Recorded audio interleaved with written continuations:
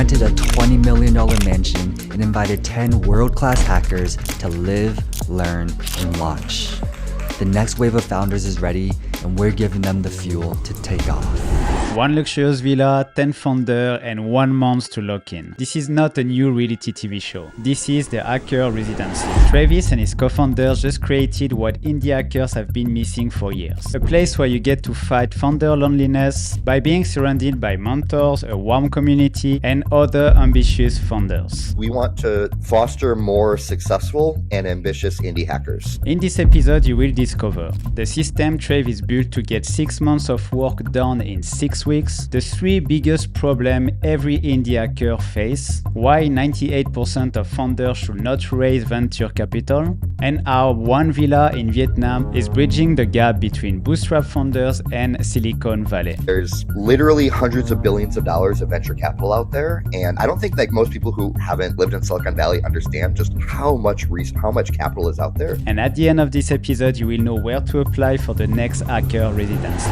So Travis, you said not long ago, working alone sucks. Looking back, there is a clear difference in my mind between the time I spent working with my co-founder versus when I was working mostly on my own. Tell me more about the founder loneliness. Is a big problem. I feel like a lot of really talented developers, we tend to be lone wolves, and that can be great. Like you can move so quickly when you're just by yourself.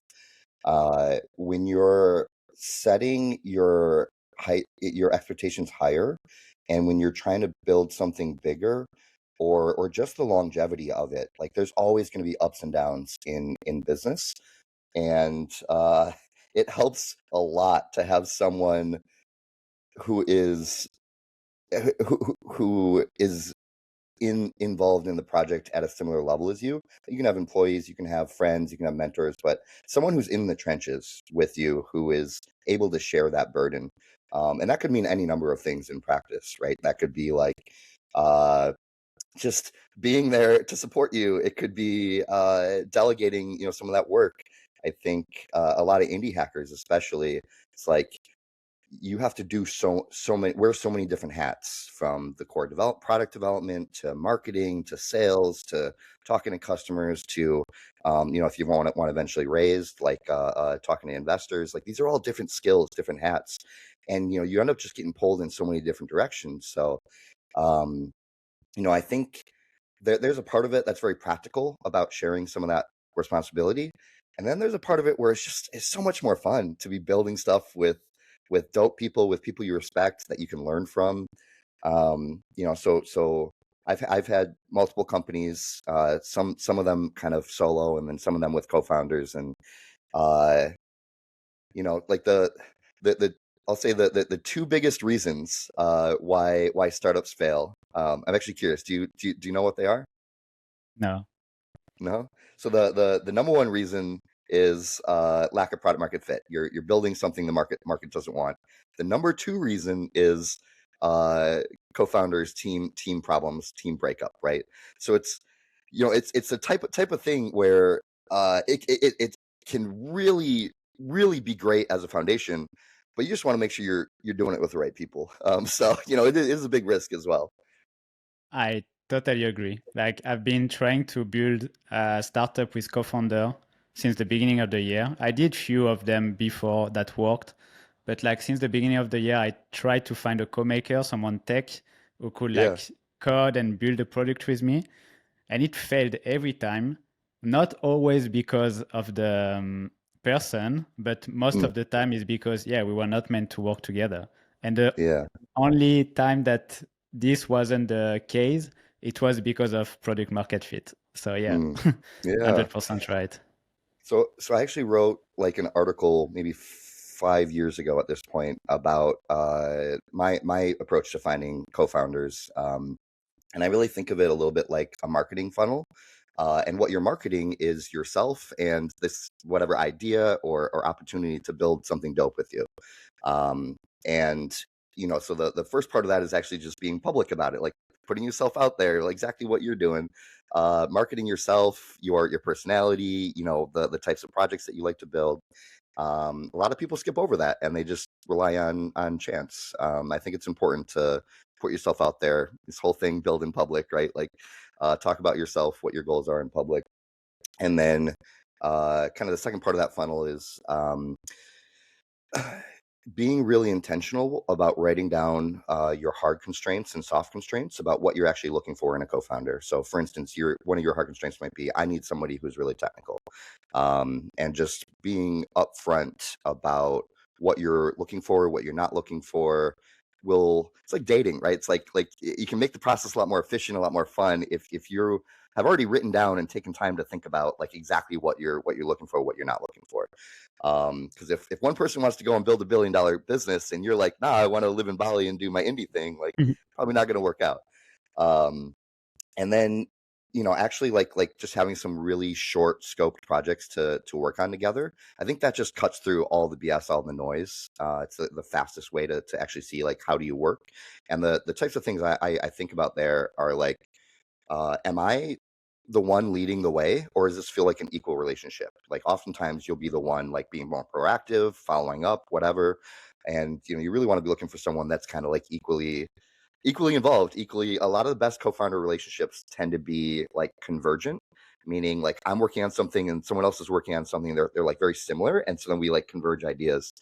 And then maybe the last thing I'll say is the number one piercing question that I've found for whether or not I view someone as a co-founder is like, let's say you have a really, really important meeting at like a big customer or at a big VC like Sequoia, right? And that's like super important. Your reputation's on the line.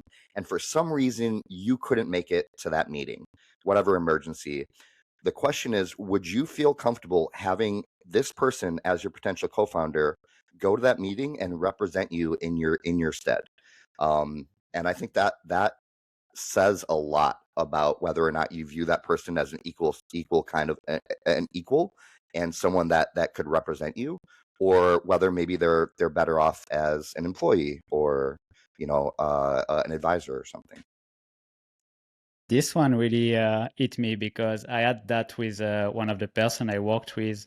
I was thinking about that question, not in that way, but almost like it's just like, can I bring this person in a meeting and like we present something together? And I think the answer was not. So that says so much, man. Yeah, it does. So you probably have a lot of experience. If you write this kind of article, you probably worked with co-founder, you worked alone. I think you worked with VC company, you worked bootstrapped. So tell me more about your story, actually. Who are you? Yeah, who am I? So my GitHub and Twitter handle is transitive bullshit. I absolutely love open source. I spend a lot of time on GitHub. My background in a nutshell, I started programming. Do you know TI graphing calculators? No. Okay, like TI-83, TI-89. Oh, I do. Yeah.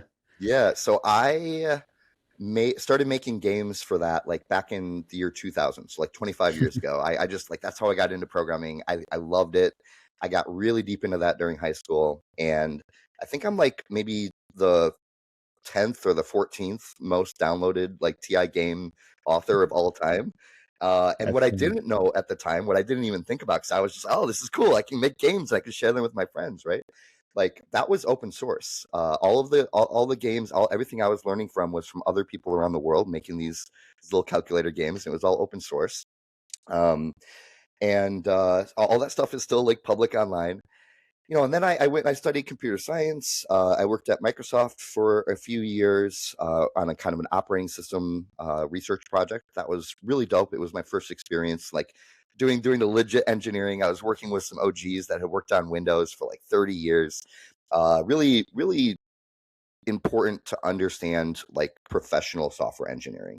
Also lived in Seattle. That was a cool experience. At the same time, I had a lot of friends that were doing startups and whatever. So ended up leaving that, moving to New York, and joining my first startup that was called Stamped. Was kind of the CTO there, leading the engineering team. long story short, we ended up selling that company to Yahoo. It was more or less an acqui-hire, and started a new office for Yahoo in New York. I didn't really love Yahoo, but like they offered us a decent chunk of money as an exit there. And then I kind of bounced around a bit. Ended up moving to Bangkok in 2015. Worked for a startup out here. So I'm in Bangkok right now. Like I generally kind of nomadic, just happened to be in Bangkok. So lived in Bangkok for 3 years. Was working on a Slack clone for the Asian enterprise business, which was kind of cool because like one, I was working with this massively international team, and then two, I got to travel a lot around Southeast Asia. It was like traveling and meeting banks and these big like government corporations and stuff. But just fell in love with Southeast Asia, and then came back to the U.S. Founded a company with two friends of mine called Automagical that was doing AI video creation back in 2017, and that was decently successful. We ended up selling that to our biggest customer, um, and all throughout this, I've just been doing a lot of open source projects. So I have like hundreds of open source projects, and whenever I don't know what to do, that's kind of what I fall back to. I think it was around 2022 where I really started getting into AI. And I remember like the day that ChatGPT released, I think it was November 29th, 2022. Within 24 hours, I had reverse engineered the like ChatGPT web apps API and released a NPM package called the ChatGPT package. And that just blew up right as ChatGPT was blowing up. So tons of people were building on top of this. This is before any of the LLM chat completion APIs actually existed. People who were like in this space really saw that this was an inflection point, and it was just the early days of that. And this was how people were able to use it. So I ended up like building a chat bot on top of that. It was a Twitter bot called @ChatGPT Grew that to 150,000 followers. Ended up getting banned by Twitter, which I have some strong opinions about.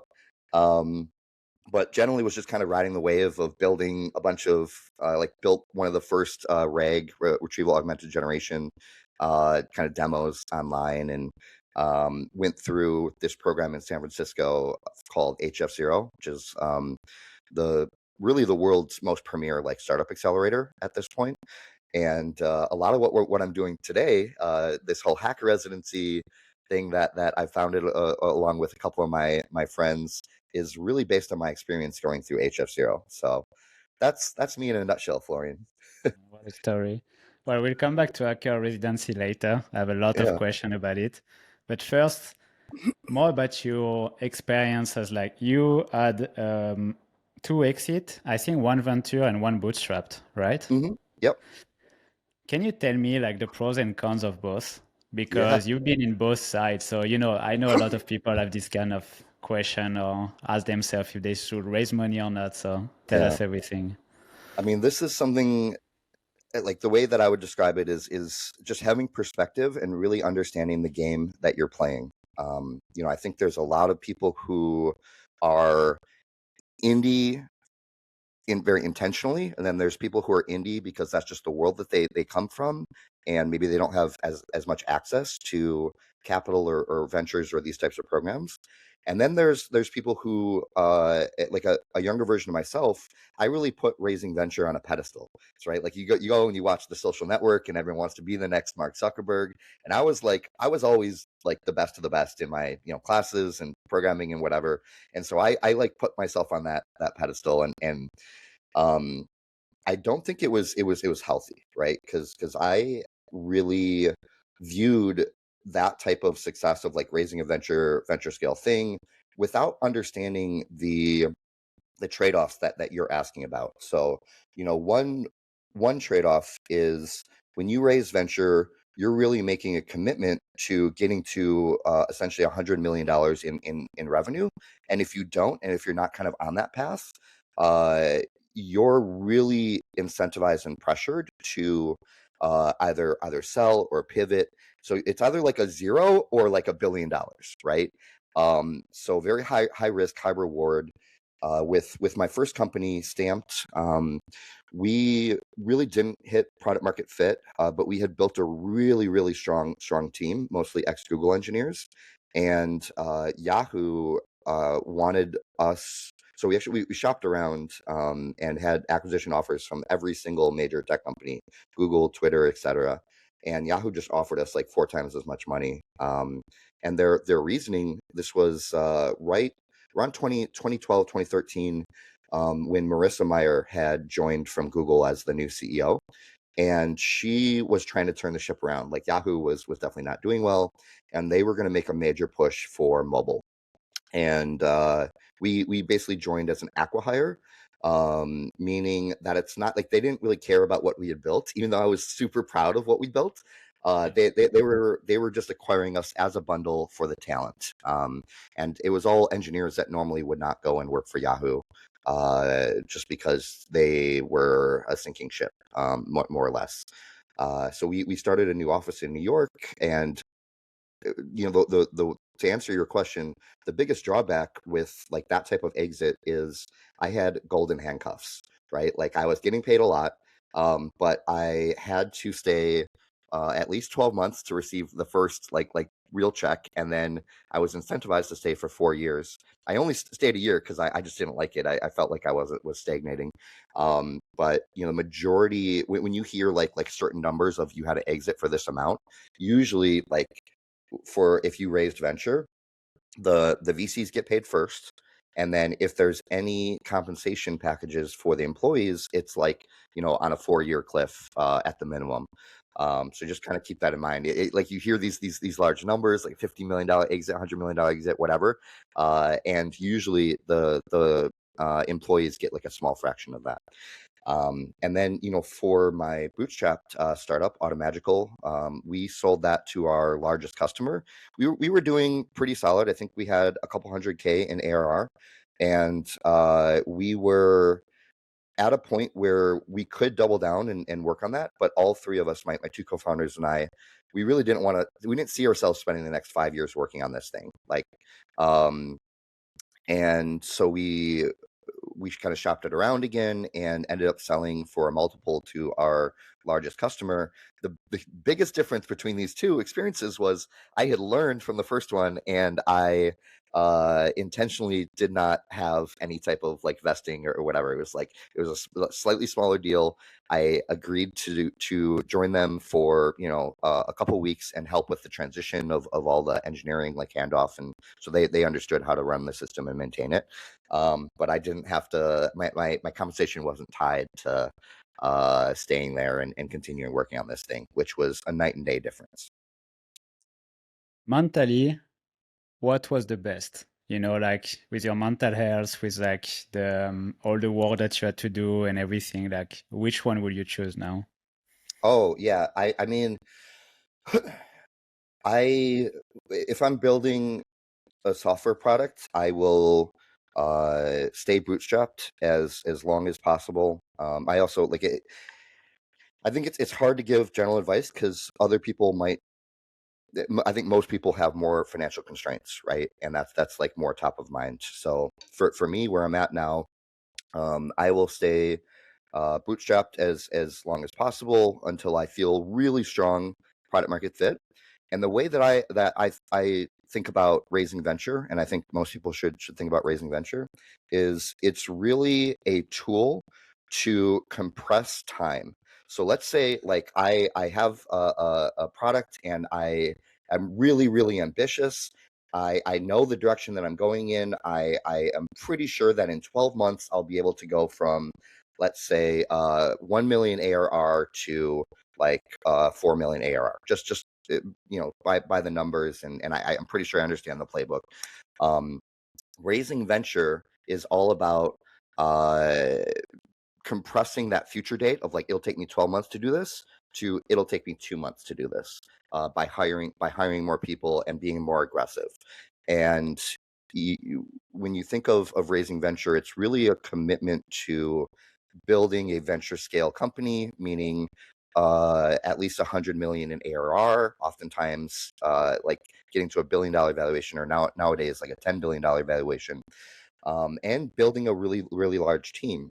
So like there's a pedigree that I, at an earlier version of myself, thought it was like very like raising venture was a proxy for success, but like those investors are not your customers. They are not, and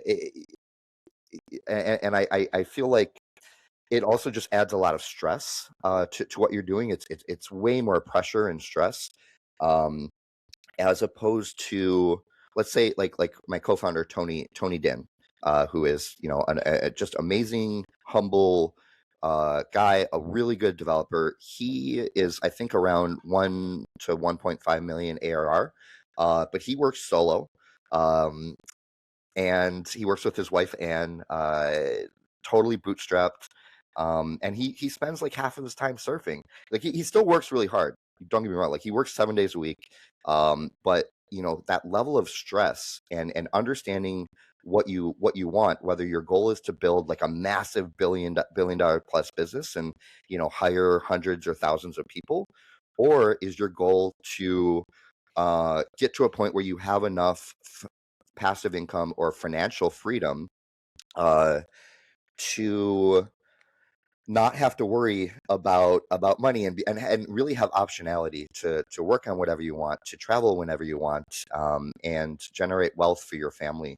I think most people, like the thing that I've learned, and it's taken me a long time to kind of have enough experience in both to have this viewpoint, is I really think the vast majority of founders who want to raise or who do raise would probably be better off either not raising or waiting to raise. And the reason is, like, the venture business model is really all about, like, let's say a VC invested in 100 companies. They're really okay if like 98 of those go to zero, as long as one of them like has a 10,000x exit. That's really what the venture business model boils down to. Now, as a founder, and having seen a lot of other really talented founders, I am probably one of those 98, right? Like, and that sucks. Like, it's really, you're probably gonna end up with zero, or even if you have a solid exit, like you're not getting most of that money, right? And so, one of my favorite questions to ask founders, entrepreneurs, indie hackers, whatever you identify as, is, what does success look like for you? Um, and the people who really are going to build that $10 billion generational company, there's no version of any advice or any questions I can ask them that is going to stop them from doing that. But I do think that the vast majority of really talented developers, founders, entrepreneurs who kind of get sucked in by all of the resource and all of the allure of raising venture. Like, I like to think of it, there's literally hundreds of billions of dollars of venture capital out there, and I don't think like most people who maybe haven't gone through this whole world or lived in Silicon Valley understand just how much capital is out there, and not just capital, but resources, mentorship programs, like what the kind of the YC style of building a company, right? And it's great. I love that all that stuff exists.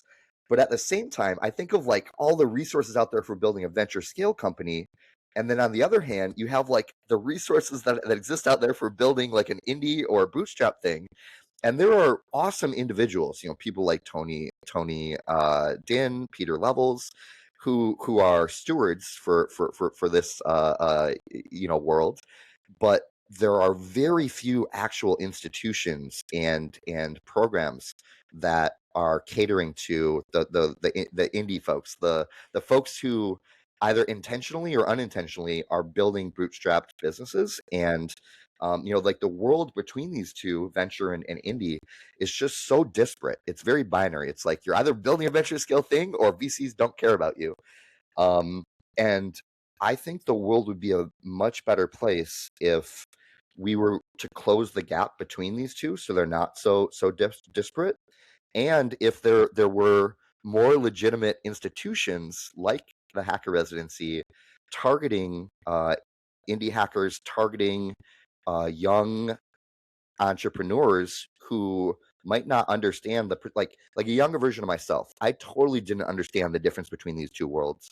I didn't understand that like it was possible to build a really solid, impactful business without raising venture, because I came from this Silicon Valley-esque world that was just so like there's so much pressure and so much like this is the only way to become successful.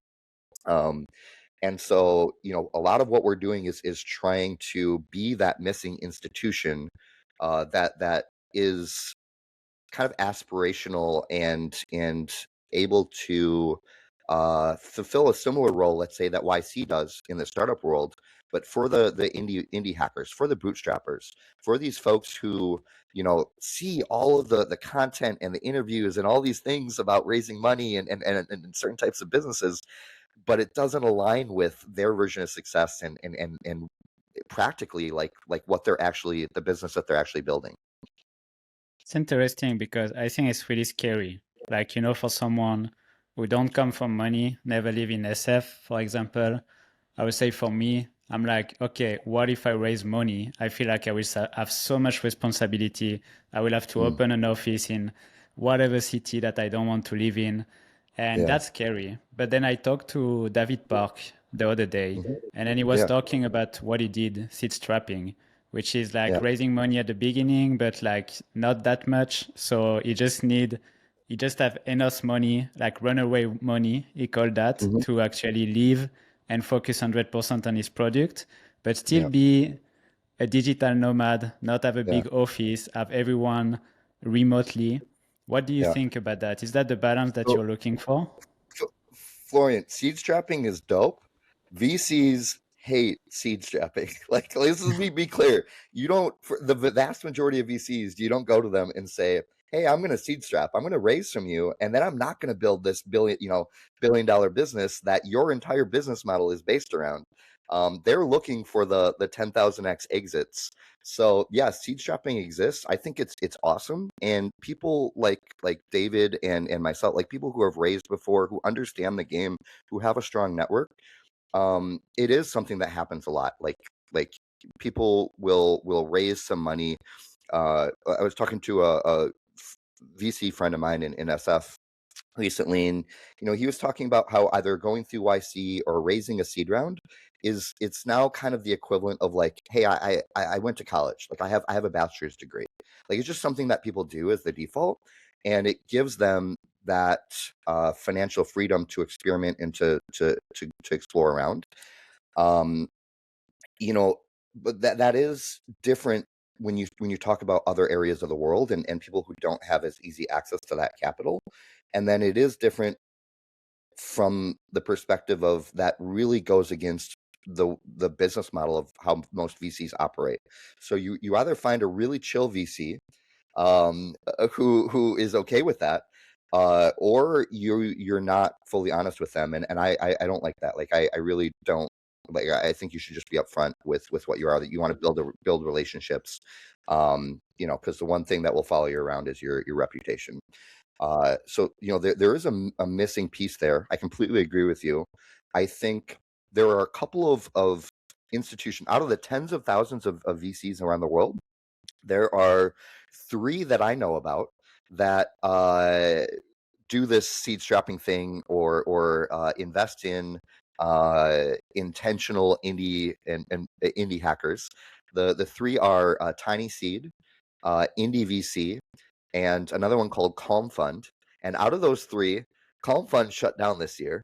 It is a hard business, and I for both Indie VC and Tiny Seed, they tend to be the one and only check that their target founders will ever raise, but they do take some equity to protect against the upside. Because let's say like a lot of the best companies, Cursor, for instance, start off as like just side projects, right? And it's like the founders just working on them because they're scratching an itch and they're really interested. And they start off and their goal isn't to build a $1 billion company. They're just building something cool and solving their own problem. And so maybe they raise a little bit of capital, and the difference being that if it's very honest and intentional, that the VC structure is set up to not be dependent on you raising future rounds, and jumping on what I call like the VC hype train, where it's like you raise a seed, now your definition of success is raising a Series A. You raise a Series A, now your definition of success is raising a Series B. And it's like it's kind of this like Ponzi scheme a little bit. Like Chamath Palihapitiya, very experienced VC, called it a Ponzi scheme. I think that's maybe a little a little too negative, but it really does change your incentives and the type of company that you're building. So I let me just circle back. Like I think the world is missing more institutions and capital that is okay with building like a $1 million a year business or a $10 million a year business that is massively successful, right? Like your family will never have to work again, as opposed to this like $1 billion business or bust type mentality that like the entire venture industry runs around. Yeah, again, really interesting because I feel like this is where my position is. For example, Mm. when you are a dreamer like me and you have a vision, you want this vision to be beautiful. Let's say tomorrow, I will not talk about software, but I want to build an hotel. And I have this vision of this beautiful hotel with like luxurious equipment, with like new tech and like this kind of leather sofa everywhere. Like I have all this thing in my mind. And I know that if I put everything together, this thing will work. But if I just use my own money to build that hotel, it will look like garbage because I don't have enough. So I just Yeah. need enough money to build this beautiful hotel that match my vision. But I don't want to build international chain of this hotel and reach $1 billion, I don't know, or whatever. I just want this hotel to be beautiful. Take care of this hotel. It will make millions a year and that's it. So I just need like that money. Is it what you're trying to do? Yeah, absolutely. I like the hotel example. Build a really solid foundational business that doesn't have to necessarily reach a billion dollar exit, and provide the support, the capital, the mentorship in order to get there. And then there's another side of this where let's say you have you're just trying to build this hotel. You've done this before. It'd be pretty dope to be able to be connected with 10 other people who building hotels, or in our world like AI SaaS or B2B apps or whatever, who are experienced and ambitious and all looking to build the best hotel that you can. That's also really, really important. So it's not just like money and capital, right? When I talk about the difference in these two worlds, on the one world you have the venture world. Yes, part of it is the capital, but another part of it is the resources, the mentorship, the everything that you get from learning from really experienced founders, operators, people who have built and sold businesses, especially in your like hotel domain. And that just doesn't really exist in the indie world.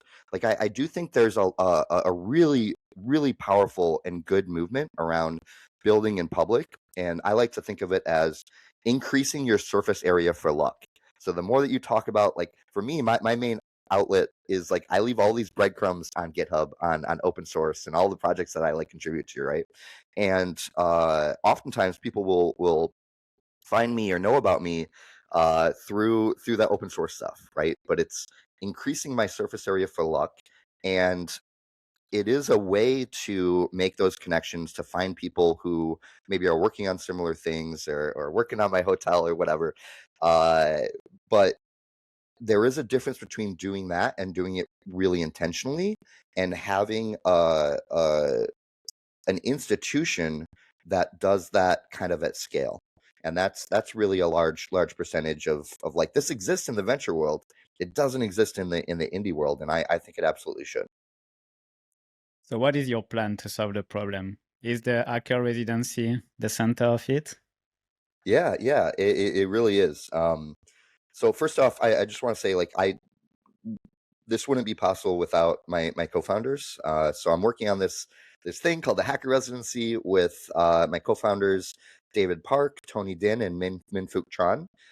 David and I are from the U.S. Fook and Tony are from Vietnam, so we kind of have this like East meets West, bridging the gap between Silicon Valley and Southeast Asia thing going on, and then also bridging the gap between traditional venture capital world and the indie hacker world. So I've kind of dabbled in both, but not nearly as well known in the indie world as like Tony and Fook. And then David and I have both done the venture thing. We're coming from more of the Silicon Valley world, and I think there's so much that indie hackers can learn from like Silicon Valley mindset and from those type of playbooks and resources. And it's a two-way street, right? There's a lot that the Silicon Valley world and the startups can learn from like these really ambitious world-class indie hackers that are just building for the fun of it and making a lot of money without raising a lot of capital, right? I think one thing that I believe pretty strongly is constraints breed creativity. And when you don't have a lot of capital, it's like it can be a good thing. Now, obviously, you need enough to be able to like be ramen profitable, like pay for a place to live and these type of things. So to go back to your question, like this hacker residency is really an experiment that we started about 8 months ago. So I've known Tony and Fook for a while through my open source stuff, and then got introduced to David, and they were talking about like doing a hacker house out in Da Nang. And I was like, that sounds awesome. But I had gone through this amazing program in SF called HF0. And so I kind of talked to them about that and this whole residency concept.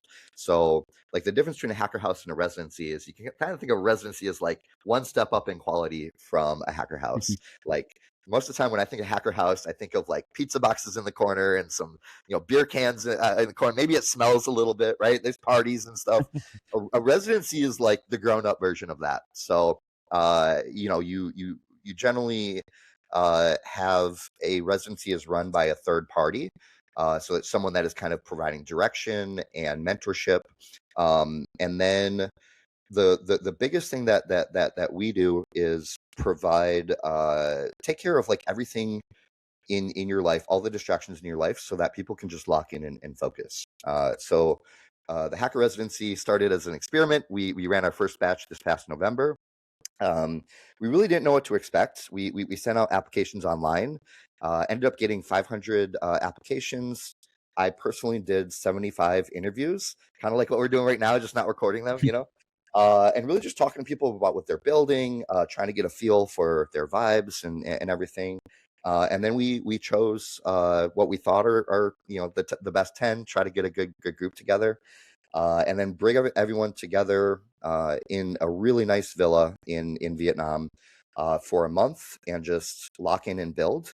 A lot of our program is heavily inspired by HF0. So I'll just kind of talk about HF0 for a second. So HF0 runs these 3-month residencies in SF. They are without a doubt like the premier residency in the world. They are more selective than YC, for instance. They and they select 10 teams to live together in a mansion in SF for 3 months to lock in and build. They invest $1 million in each of those 10 teams, and at the end of the batch, most of those teams go on to raise a seed or a Series A, depending on where they're at. So HF0 is like extremely successful. They've moved up market over time. They're a venture fund. That's their business model. And they've been doing this for 5 years. They've learned a lot about how to do this well. And so a lot of what we're doing is taking what HF0 has learned and doing it in a very different market, Southeast Asia. And then HF0 tends to target repeat founders. I think 4 out of the 10 teams in their last batch, the founders were previously unicorn founders. So they had previously founded billion-dollar companies. And the average valuation at HF0's last demo day was $82 million. Just insane, right? Like they are really at a level where they're just killing it in SF for these like top tier repeat founders. And what what we're doing with the Hacker Residency is kind of taking the same playbook and inviting 10 teams to all live together in a house. A lot of the best founders, a lot of the best hackers, they're like pretty strong personalities and maybe a little weird, right? So like actually getting that to work well and live together in harmony and have it be like a really productive, positive environment. Sounds easy, is actually really hard in practice. But HF0 has learned a lot the hard way of doing this. So, we're kind of doing the same thing. And like HF0, one of our core principles is this concept of subtraction. So a lot of programs, a lot of accelerators, like you come in and your calendar is just packed. Like today we're going to learn about this, we're going to have this speaker at this time and whatever. And we kind of take the opposite approach. Like the best people, they don't need a whole bunch of stuff on their calendar. What they need is to focus. They need to subtract things. And so we take care, like after we invite people out, we're all living together and working together out of like a really, really nice villa. And then we take care of all of your daily needs and distractions. So think of it like coming to a 5-star hotel, 3 meals a day that are really healthy, a gym, a personal assistant, and a workstation, really everything that you would need, that you would normally like you spend cycles thinking about them every day. And when all that stuff is just removed and you're able to just solely focus on your work, and then you're doing that surrounded by 10 other world-class ambitious people, like it's this truly game-changing thing that is hard to describe if you haven't experienced it, for how much it activates you. And we like to say our second batch is going to be 6 weeks. That was one of the big pieces of feedback. Like after a month, no one wanted to leave. Like, this is too short. And also it was the first time a lot of people were visiting Da Nang. It's a beautiful city. They wanted to not just lock in, but also do like touristy stuff and everything. So we're going to do six weeks for our next batch, which starts in April. And we like to think of it as 6 months of work in 6 weeks. Like it's literally that much of a game changer. And part of that is removing the distractions and letting people lock in. Part of that is having really experienced mentors. And so that's like the 4 of us as founders, as well as some of my friends who are very successful entrepreneurs, like kind of come out. In the future, we're looking to get other really, really like top tier really successful indie hackers to come in and selectively act as mentors for people. So part of it is we meet with everyone at the beginning of the batch and really try to figure out what is the single highest leverage thing that you should be working on. Paul Graham from YC has this awesome concept of fake work. You might have heard of this. I'm a huge fan of it. It's like founders, especially developers, like to work on things that they feel comfortable working on, but it might not be the thing that is the most important to be working on in order to validate or in order to unlock the most potential for your business. So, me, like when I don't know what to do, I'm in my code editor because that's where I feel comfortable. But is that the highest leverage thing I probably should be working on?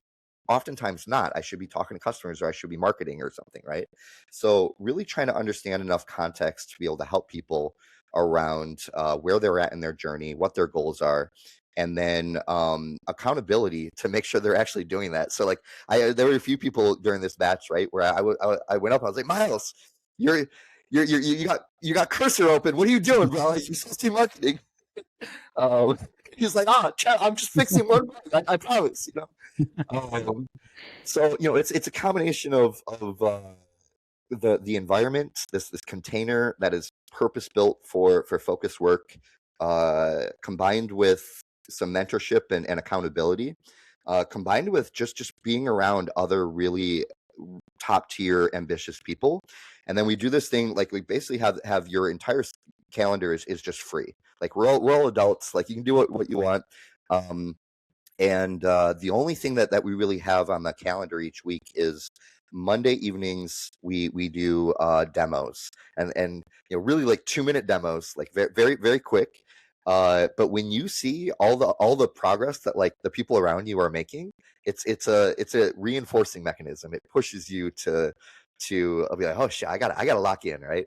Um, and so it pushes the pace. The other thing that it does is really help people to practice the skill of pitching very, very concisely, very, very sharply, which is probably the number one skill that a lot of very talented, like indie hacker, types, um, could like that we see that they need improvement on.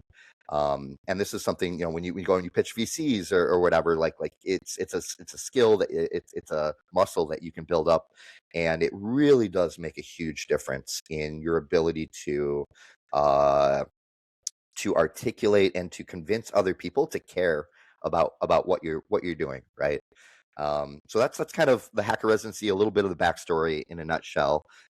This is my main thing. I'm 100% focused on this. I'm really excited about the potential uh, for what this could become. And I think all of us, all four of us, we didn't really know what we had. We were just doing it as an experiment to start off. But the more that our first batch went on, the more that these people that we were living with and working with every single day started to feel like family. And we just all collectively were like, we've caught on to something here. We absolutely need to double down on this and really make sure that we give it a good shot. Man, I love it. I really love the concept. I love what you're doing. And my question is, what did come out of that? Like, what Yeah. were the feedback you got from the indie hacker? Like, did they learn something? Did you learn something? Yeah, What can you share it's about it? it's a great question. So I think the number one feedback was, this is fucking awesome. Like people just didn't want to leave. And it was actually kind of emotional because it's a stressful experience, and you're pushing yourself, and then you develop these close relationships. Usually it's like late at night, conversations and stuff that happens organically, or you go and you take a walk along the beach with somebody, or they open up to you and tell you about some other stuff that's going on in their life, right? Uh, and yeah, so the number one piece of feedback was just the vibes were awesome, and people loved it. There's a lot that we could do better. I mean, I think a lot of programs that are doing this don't have the advantage of taking the structure and the experience that HF0 has after 5 years of doing this, right? So we're already like, instead of starting at 0, we're starting at like 0.8, but still trying to figure out like our version of things that is authentic to us, that is not just like copy and paste from HF0. So there was one issue, for instance, where the villa that we had was like beautiful, like absolutely gorgeous, but there were some issues with the rooms. So it was raining a lot during the month, and one of the rooms was like flooding. And then Welcome like to South Asia. yeah, Vietnamese construction can be a little weird. Like one of the rooms, gorgeous, gorgeous views, but then the sink was like outside, and it was a couple that was staying there. So it's not just like individuals. Anyone who joins is welcome to bring their partner. So we had Brian and Yen from we're coming from South Korea, and their room, for whatever reason, the sink was outside. Like literally, Yen had to like go outside in the morning to use the sink, and there were like construction workers nearby that were like yelling. So like there were little things like that were obviously not ideal. And for the next batch, we already booked the villas. It's like these two villas that are right next to each other, that kind of similar vibes and similar quality.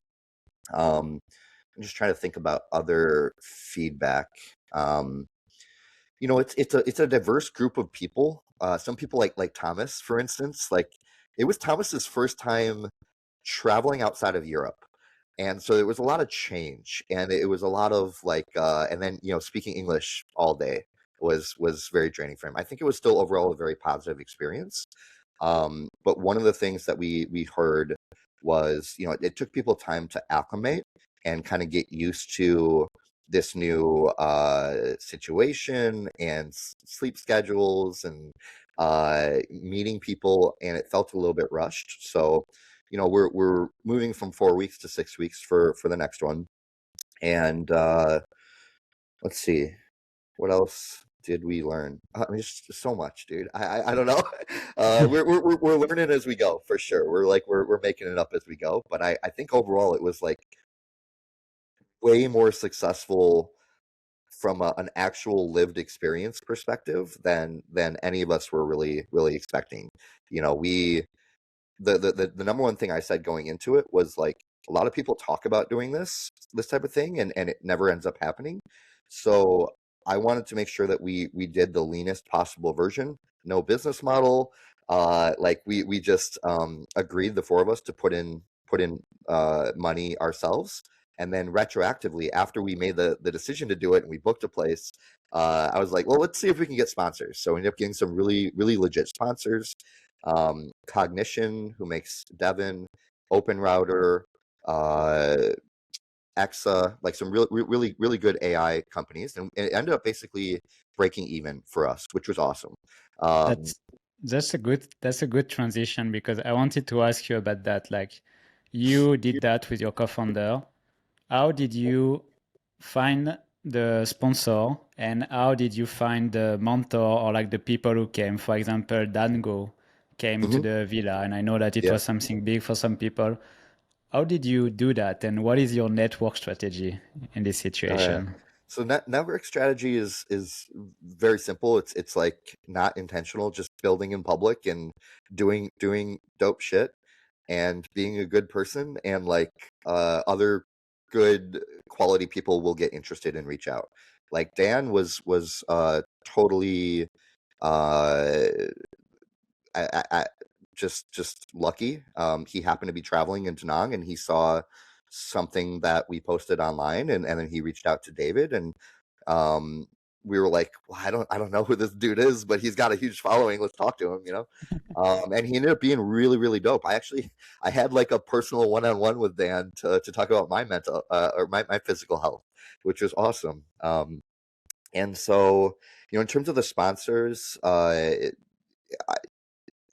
I have a very strong network from all of my previous like work and open source stuff, and just have been in and around the Silicon Valley ecosystem for a while. So a lot of those people, like, I was just texting like directly, and then there were a few folks that we sent out kind of cold DMs to maybe like one of the DevRels at some of these places, and we had a Notion doc that put together just a little like one liner about what we're doing, what we're looking for.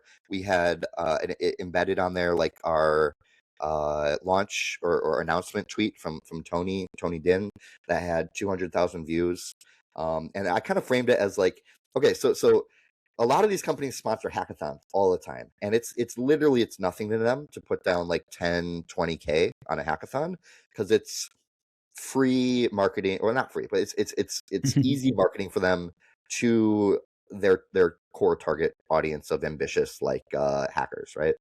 And my framing was, you guys already sponsor hackathons. This is like a 30-day hackathon, right? You're gonna get like content from us mentioning us with you in the background, etc., for 30 days instead of like a day or 2 days, right? And then that plus having a really good network and having the reputation of saying, hey, like, you guys know HF0 is super well respected. You guys know us. This is like Tony and me and things. And this is just an experiment. It's just being honest. Like, I don't know what comes from this, but it's an experiment. We're going to do it, and we're going to be putting out a lot of content, be making some noise. We would love for you to be a part of it, you know. And I think like there's some of our sponsors really were more active about asking for us to like post about them, and then some of them were just like, they kind of understood and really just wanted to support like the indie hacker ecosystem, and liked what we were doing for that reason.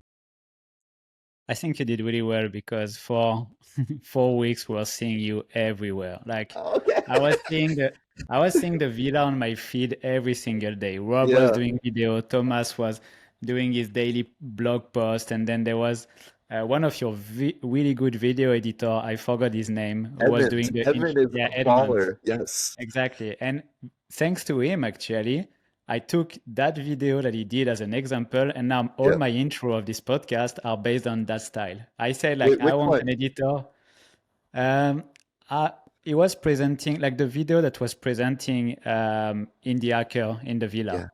So, Yeah. like, just Okay. this quick intro. And I Ah, say, I yeah. want a video editor like Edmund. Say Yeah. his name and I say, I want someone like him because he was Yeah. already full. But now you Yeah. did amazing. And I think the sponsor got a lot of visibility thanks to that. Hell yeah. Yeah, we were really lucky to have Edmund helping out. I mean, Edmund's is an interesting example on his journey. So Edmund studied computer science at Berkeley. Um, Again, like being in SF and being around that environment, the default was to go to YC and raise venture. So that's what he did, right? And this was maybe 5-6 years ago. Raised venture and then burnt out and realized like I hate this. Like this isn't for me, right? And then ended up going on this content journey, maybe similar to what you're doing, and combining that with like his love for dancing and just exploring and creating video content, and really found his life's calling doing that. So now I think he's got like 170,000 followers on Instagram. He has a bunch of really legit like sponsorships. And we kind of just randomly got connected with Edmund through HF Zero's video editor, dude Jordan. And I don't think Edmund really knew what to expect either, coming into this, but he had a great time and really felt at home. Yeah, that's all I'll say about that for now. But really excited to work with Edmund more in the future because like we weren't paying him, dude. Like he's such like a top tier dude, and all I did was I paid for his flights and his hotel, and then I was very hesitant to ask like for more of Edmund's time and stuff because he was really just doing it out of his own love and generosity. But really felt like he was a core part of our crew. So And I have to connect with him because when I had Thomas on the podcast, he said, you should invite this guy because he has a really interesting story. So yeah, he will dude, Edmund be here Edmund's soon. Edmund's amazing. Yeah, he also I think a lot of like video content people don't have that really legit technical background. Like he studied computer science. He did a tech startup before, and I think that is a huge competitive advantage for him to be able to talk about some of these topics that are really technical in nature. Yeah, 100%. Another question I had is like, why did they pitch their startup to the Vietnamese government? Like, I want to understand that. I was seeing videos from Rob and like everyone. I was like, what happened? Yeah. So it's interesting. Like most of these accelerator programs, like HF0, they have a demo day at the end, and most of them are investors, right? Like you're pitching to investors because your goal is to raise venture capital. Well, for us, at least for this first one, like we didn't really care about investors, right? We did have a couple of them there. We invited a lot of builders, like a lot of local founders and indie hackers and stuff. And then we also invited the Vietnamese government. I mean, this is something that you kind of have to do when you're doing this type of program in another country, right? Like you really have to make sure that you're uh doing things the right way, that you're not stepping on toes, that you're being respectful. And so one of our biggest sponsors was this Vietnamese tech company called Data House, and they're like an old school software company. Sorry, there's something weird going out my outside my room. It sounds like there's like gas or something. Okay. Anyway, I think it'll probably fine. So yeah, they helped us with all like the local stuff, and they also introduced us to the government. Da Nang has a like program for innovation, and they're trying to promote their local startup ecosystem. What they really loved was us taking some of this like Silicon Valley mindset and the way that we do things out there, and just bringing it to Da Nang. I think most of our founders, aside from two, were flying in from around the world, and then we had a couple of local founders as well who were just like absolutely unbelievable, similar level. But trying to have it be not a one-way thing, but a two-way thing, where the local ecosystem, the local founders can also be learning from and contributing to our program, I think is a really important thing. But yeah, at the end of the day, we had a representative from the Vietnamese government there, and they gave us a gift. It's I don't know, it's an interesting thing because they give us this like big rock that is like really heavy, that has this beautiful like Vietnam painting on it. But then all of our people were flying in from around the world, and it's like this heavy thing. So how do you take that on your luggage and stuff? It was interesting. It was cool. I think the Vietnamese government representatives that were there really liked it because they hadn't seen anything like it. Like this is not how startup ecosystem. I hear Hold it. on. Just give me one second. Yeah, sure.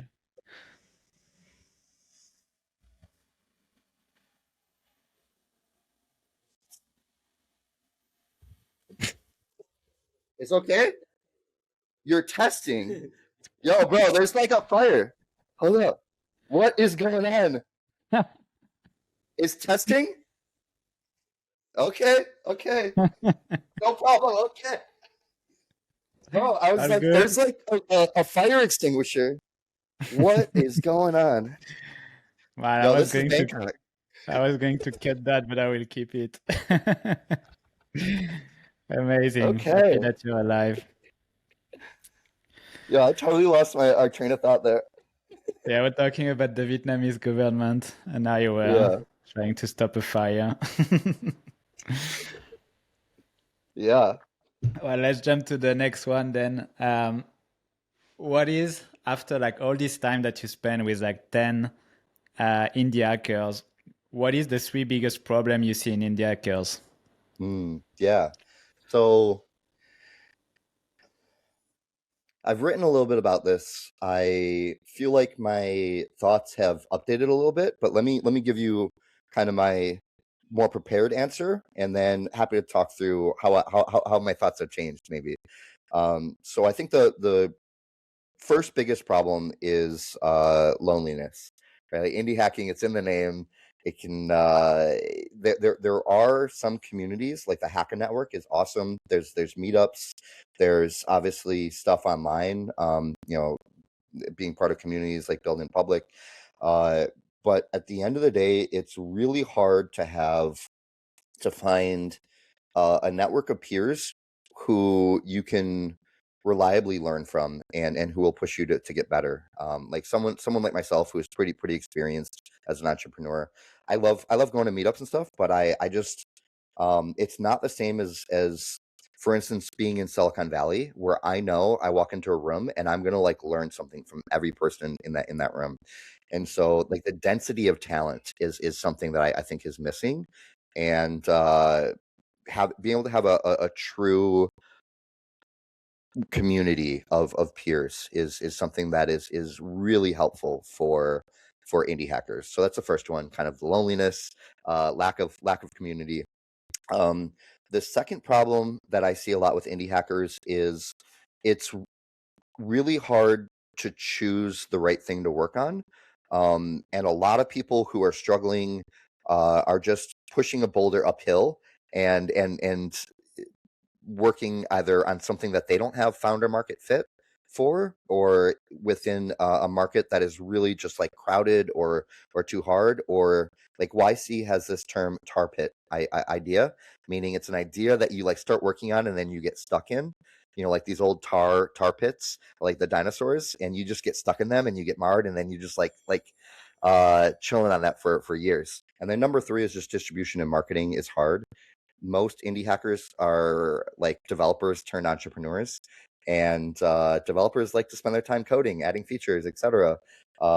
Even if they would probably get a lot more out of spending more time marketing. So, one of the things that we try to do for people is create a like have some of the folks who have larger audiences help the other folks who are just starting out, and you can be around these folks who really understand the game of even just posting on X, for instance, and help them to get their social game off the ground, to get some default eyeballs on what they're building, which really just helps them out in the early days. And then having someone like Edmund, who is absolutely world class at video editing, to create a marketing video for them and have that be an asset that they can use on X, on TikTok, on whatever. It depends on what you're building, which one of those platforms you should be focusing on for organic marketing, or but yeah, I'd say those are the three biggest ones. Loneliness, lack of community, choosing the right problem to work on, and then marketing and distribution. You said one thing was like the founder market fit. Can you explain more about that? Because I think it's interesting. Yeah, for sure. So founder market fit is really like how well do you and your interests and your background overlap with the target market and the types of customers that you're targeting. I think some people, when I talk to them about what they're working on and why, their first answer is, I'm working on this because I'll make money, and it's like, okay, cool, like we're all here, making money is a part of the game, but for longevity, if you don't really care and empathize with your target customers, it's really hard to go that extra mile and put more of yourself into making the best solution for them, right? So whether that's like solving for your own problem and then selling to your to people like yourself, the issue there is then you end up just having like 1,000 dev tools, because you're like solving for developer issues. You know that meme where there's like two stands, and the one stand is like people selling shovels, and then like the guys come in and he's like, hey, do you want to buy a shovel? It's like, no, I'm selling shovels too. And they're just like, everyone's lined up to sell shovels.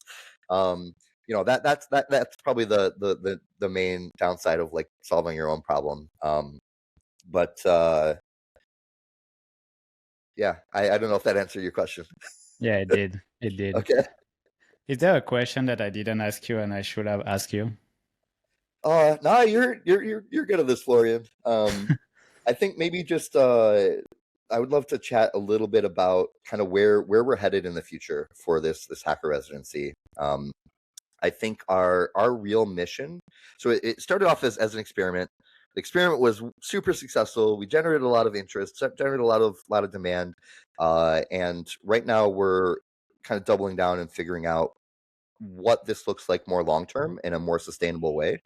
And really our underlying mission that is we want to try and foster more successful and ambitious indie hackers.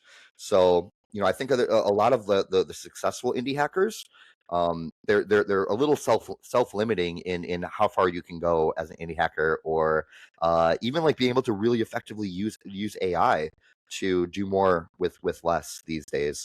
Like trying to unlock the ceiling of indie hackers and bridge the gap between the indie hacker world and this like venture world over here, which are currently very separate. And then the like helping foster more successful indie hackers is really just the broader ecosystem. It's so powerful to go from being an employee to having your own business, and I take that for granted sometimes, because like I kind of flipped that switch in my brain a long time ago. But it is like probably the number one most impactful thing that if you're kind of young, ambitious, talented, or not even young, right? Like I just trying to build something for yourself, getting to the point where you have some passive income. It's I view it as unlocking optionality, right? Because you can start there, and you can even start with something small. But once you get to the point where you have passive income, and you no longer have to work for someone else and trade time for money, like that is a massive unlock for whatever lifestyle you want to do. Maybe like Thomas was saying, right? He's like, when I have a certain amount of money, I want to throw my computer into a lake and never program again, right? And I was surprised by that because most of the time, really good engineers, indie hackers, like myself, I love coding. I love the craft, and it's like I enjoy. My happy place is when I'm in flow state and I'm not thinking about anything else except for the code in front of me, right? So for me, that's my version of success, of having optionality, is I don't have to worry about my finances, right? I can take care of my family and uh, live the lifestyle I want, but then I have the freedom and optionality to work on whatever I want whenever I want, and usually that's various open source things. For Thomas, it's throwing his computer in a lake and having wine and cheese with his friends, every day. For Tony Din, he's kind of already at this point where he's making plenty of money, especially with where he's coming from. Being from a relatively small area in Vietnam. And his version of that successful life is working with his wife on Typing Mind and on side projects, and spending half of his time surfing, traveling around the world surfing. Right. I think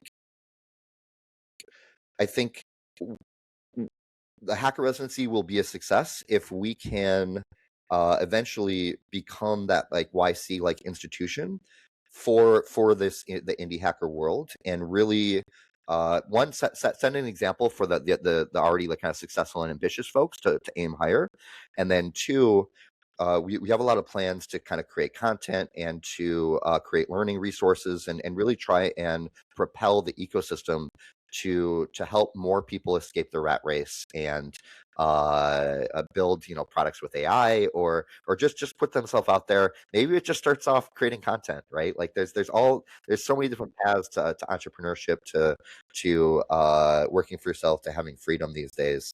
And these are all kind of pieces of it that we want to be trying to promote. I love it. If I'm an indie hacker, I'm watching this podcast until the end, I'm hooked. I want to be in the next one, the That's next what's up. Hacker Residency. Where can I find the next link? Like, where can I apply? Or is it already open? Yeah, it's a good question. So we will be opening applications for our second batch just after the new year, so around January 2nd. We're gonna put it out. Our next batch is going to be from April 21st through June 1st, so 6 weeks, in Da Nang, Vietnam again. After this next batch, we are going to go regional. So it's not just a Vietnam thing. We're going to run batches in Chiang Mai, in Bali, kind of around Southeast Asia. Think of all of like the really dope digital nomad kind of hotspots. But for our next batch, it's going to be April 21st. You can follow at Hacker Residency on X, and we'll be posting applications there soon. Amazing. Well, I will try to release this podcast before the 2nd of January. Oh no, either way, for sure. Well, thank you very much, Travis, for your time. It was a pleasure to meet you, and I will see you soon. Likewise, Florian. Thank you, my man.